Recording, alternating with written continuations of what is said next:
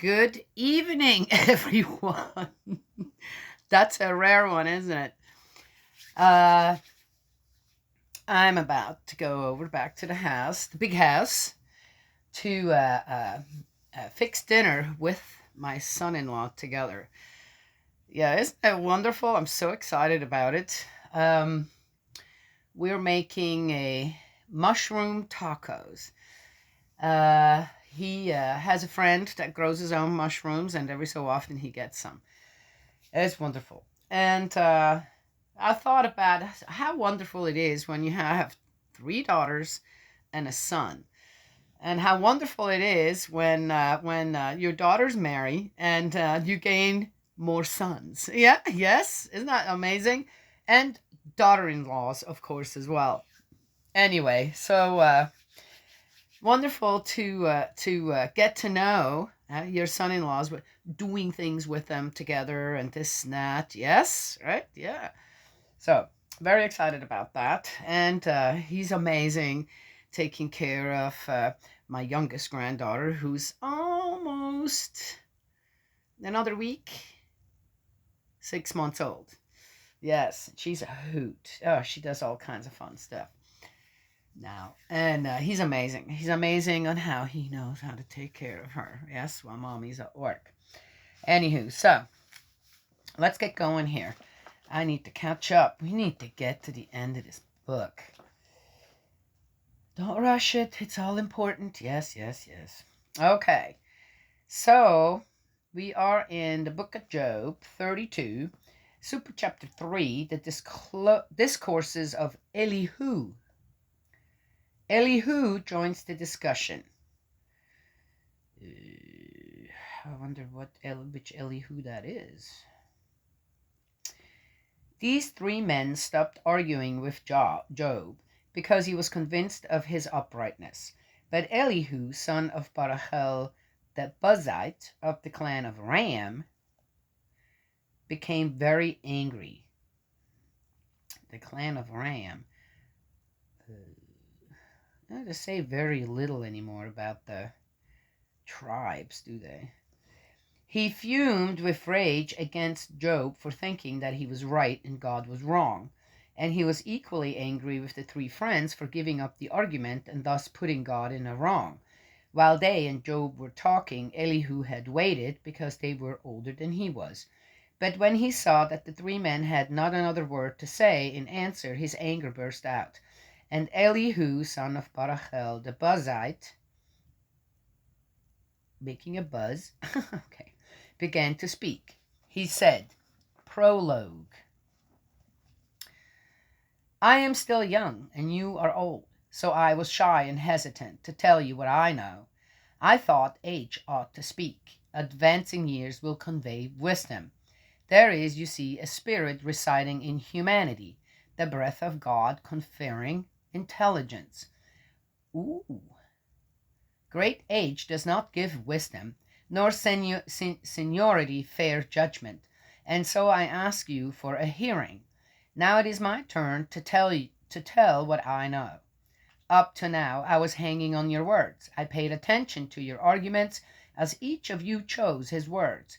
I paid very close attention. And I see that none of you has confounded Job. Not one of you has refuted what he says. So do not say, we have found wisdom, our teaching is divine and not human. I am not going to follow the same line of argument. My reply to Job will be couched in different terms. They are nonplussed for an answer. Words have failed them. I have been waiting, since they do not speak. Since they have given up the argument, now I shall have my say.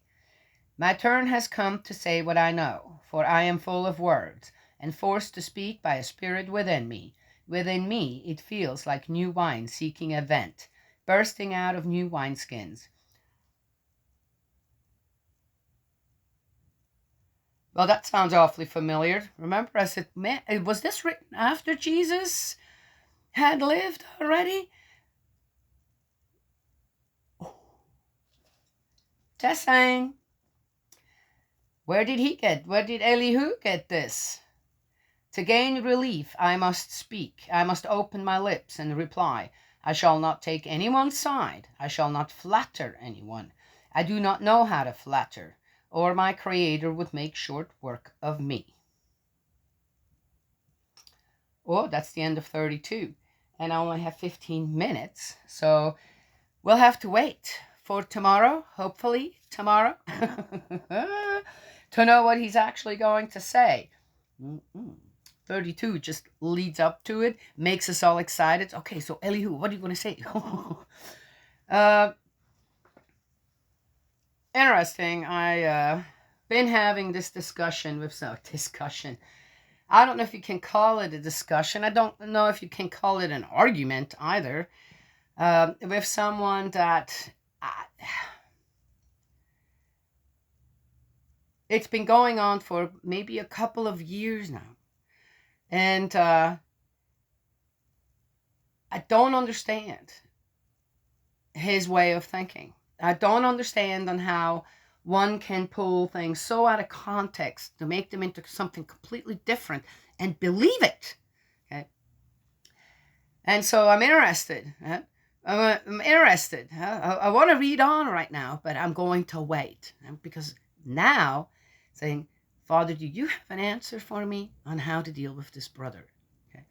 There's one thing that, again, through another brother that in faith, that I felt very much that love is key to everything. Love your enemy, this and that. And he brought up a lot of words of true father in that kind of context. And it reminded me, don't get mad at the people. Don't, love them. And so I've been calling this two. There's two actually, but this one have been having it's been going on for a long time. And been calling him my beloved. I will be praying for you, my beloved brother. It's important that it's conditioning me as well, right? To then, hopefully, eventually, we'll have the right makeup to really reach another person. Well, who says that he's not, I could be wrong and he's right.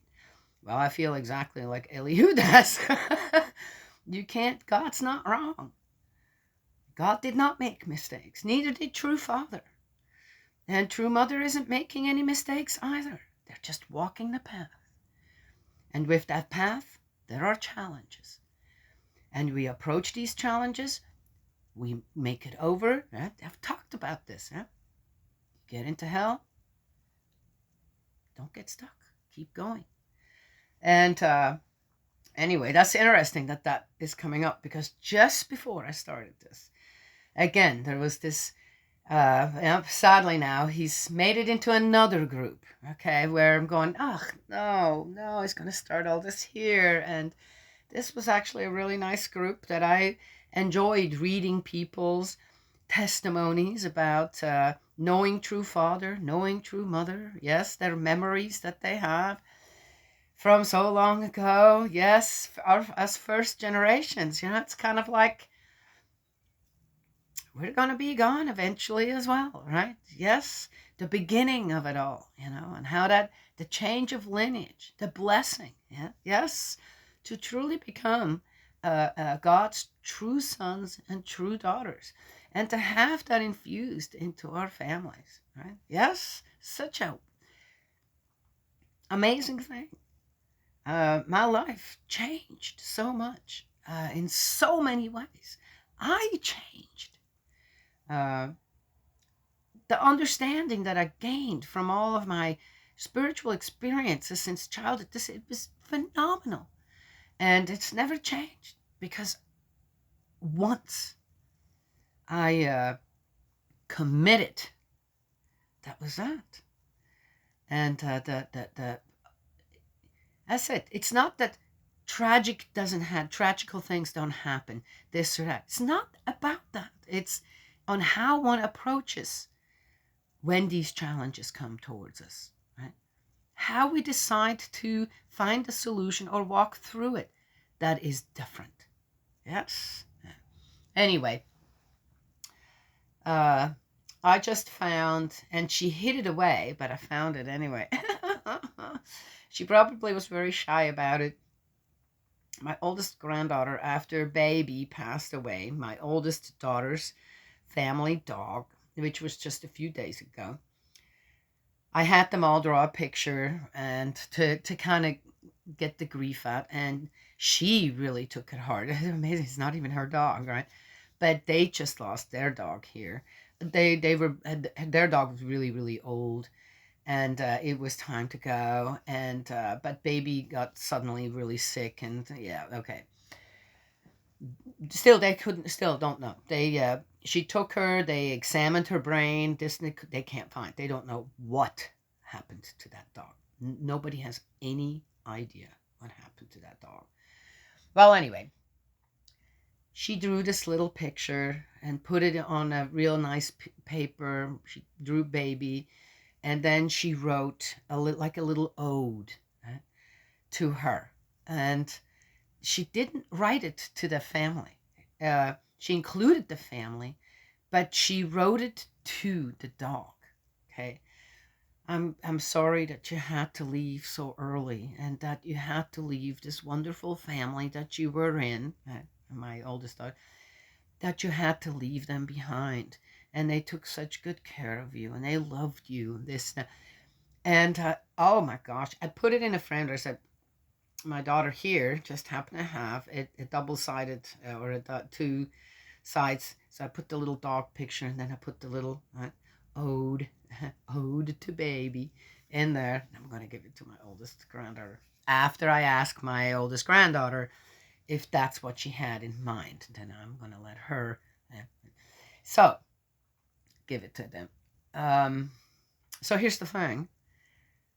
Why did she hide it? Maybe she doesn't. No, I know my granddaughter. She's just shy. And when it comes to things like that, but I found it while I was cleaning up. I found it, fixed it up. Now, if she doesn't want to give it to them, but my feeling is she's going to go, oh, Grozy, that's so great. Can you do it with me? You know, because again, how well do you know your children? How well do you know your grandchildren? Right? Yes. To know when to step in and do that. Yes? I'll let you know how it goes, how it went, right? Yes? I know that I have that right, and it'll be amazing, and they're gonna love it. And it'll have a real special place in their house. Yes? Yep. All right. So that's the end of today. I've got to go and finish dinner. Or we started it. We've prepped some, and we're gonna. Yeah, I'm very excited. I've never had this before, and they have, and they had made it together. So today, because my daughter is working, we're gonna make it together, and I'm very excited about it. So yes, yes, yes. Oof. Mm. Mm. So that's all for today. Let's see what Elihu has to say tomorrow. May Heavenly Parent bless and protect you and embrace you with love. Goodbye.